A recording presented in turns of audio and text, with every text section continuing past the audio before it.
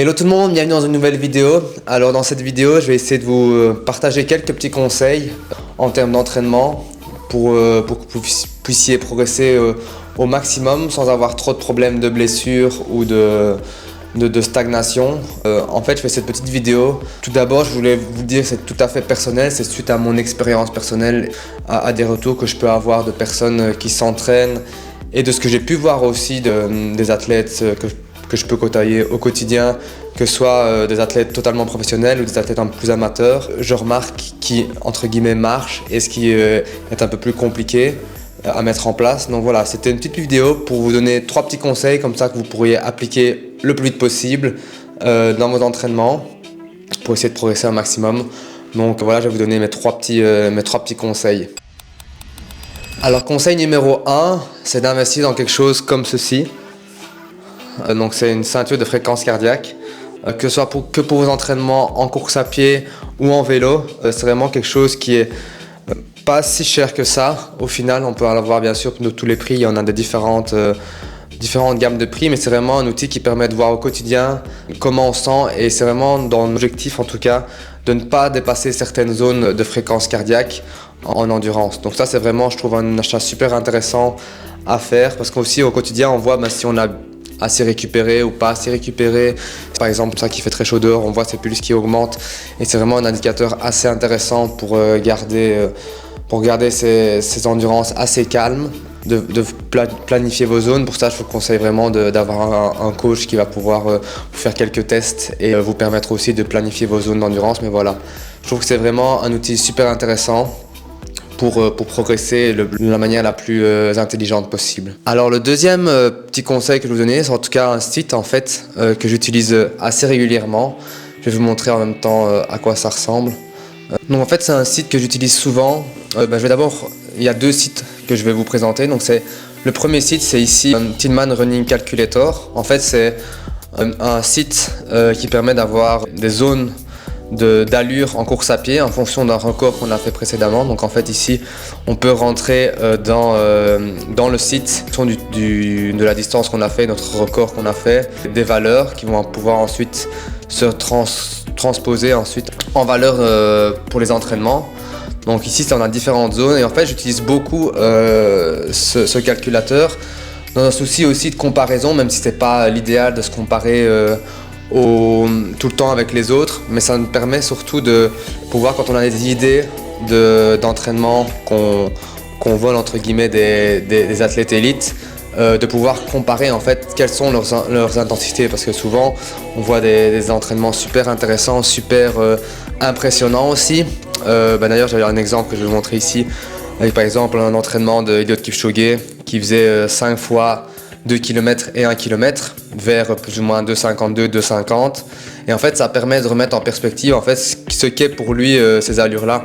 Donc par exemple ici j'ai fait un profil avec le chrono de 2h01 qui est 0,9 normalement pour Eliud Kipchoge sur marathon, et en fait ça nous donne toute une estimation de toutes les différentes allures d'entraînement pour lui, et on voit qu'au final pour lui 2,52 et 2,50 c'est au niveau entre le tempo et le threshold, donc le seuil. Et si je devais le comparer pour moi, qui est un record en 22 sur 10 km, ici je l'arrondis à 28-25 pour les calculs des allures, mais voilà, ça serait pour moi quelque chose entre 3,8 et 3,03. Donc au final ça permet de relativiser, et que si on veut entre guillemets suivre des séances des pros, c'est toujours bien de les remettre à son niveau. Une autre manière aussi, c'est de voir les intensités des jogs ou des courses à pied assez faciles pour les athlètes de plus haut niveau. Pour quelqu'un comme Kipchoge, courir à 4,0, il est mis ici very easy, donc vraiment très facile. Ça correspondrait pour moi plus ou moins à une allure entre 4,25 et 4,07 par kilomètre. Mais voilà, c'est aussi pour ça, je trouve intéressant à voir, c'est pour les personnes qui sont peut-être un peu qui sont amateurs, mais qui ont par exemple un niveau de 35 minutes au 10 km, ça remet en perspective que voilà, c'est pour lui entre 5,23 et 5,01 km. Donc je trouve ça intéressant de pouvoir voir un peu ces différentes allures et de les remettre en contexte de l'individu, ce qu'il fait comme entraînement. J'avais aussi un autre exemple d'athlète comme ça qui fait des entraînements qu'on connaît plus ou moins, c'est Jacob Ingebrigtsen. Donc ici pareil, j'ai sorti, même s'il a un record maintenant je pense en 3,27 sur 1500, il fait beaucoup de double seuil qu'on connaît très bien, les séances plus ou moins modérées le matin et l'après-midi, donc il fait 2 séances dans la même journée. Et voilà, je sais bien qu'il tourne plus ou moins par exemple ces 2 km entre 3,05 et 3,0.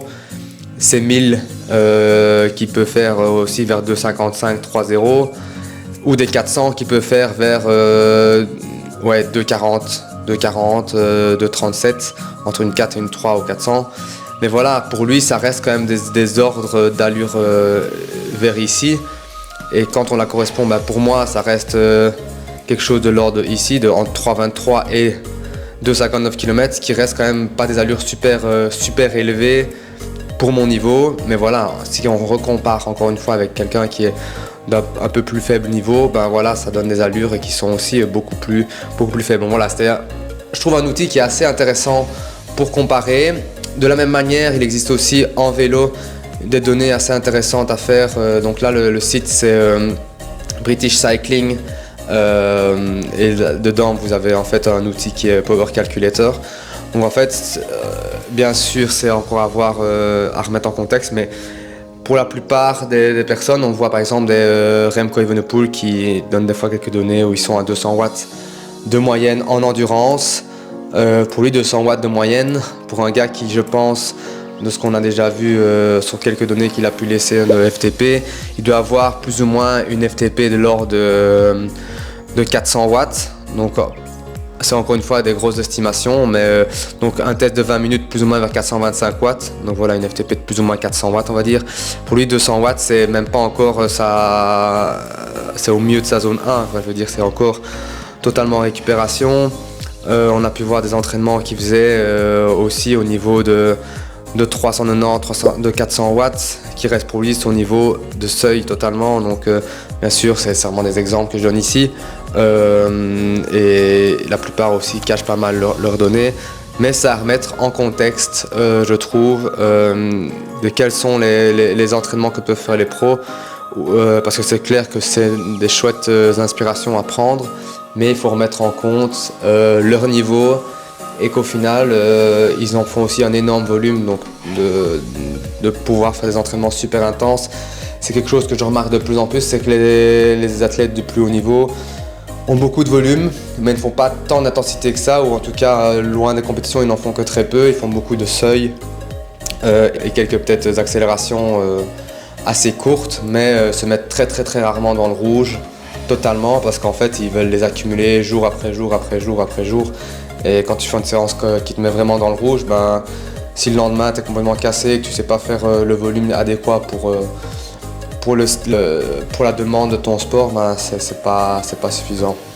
Donc voilà, c'était 2 sites que je voulais vous montrer, qui je pense sont assez chouettes pour voir quelques idées d'entraînement, en tout cas de pouvoir copier entre guillemets les séances d'autres. Et alors le troisième petit conseil que je peux vous donner, ici c'est encore un objet un appareil qui me permet de mesurer un peu des données physiologiques, c'est l'appareil lactate. Ceux qui me suivent savent que c'est quelque chose que j'utilise vraiment assez souvent au quotidien pour mesurer mes différents seuils, en tout cas mes différentes données à l'entraînement. En fait, cet appareil-là va vraiment permettre de voir aussi l'évolution. Moi, je l'utilise pour plusieurs raisons. Tout d'abord, voir que je me situe bien dans la bonne zone d'intensité que je souhaite. Et également de voir quand je suis en forme, souvent mes données pour une vitesse plus élevée, j'arrive à avoir des lactates sanguins qui sont plus bas ou les mêmes qu'avant.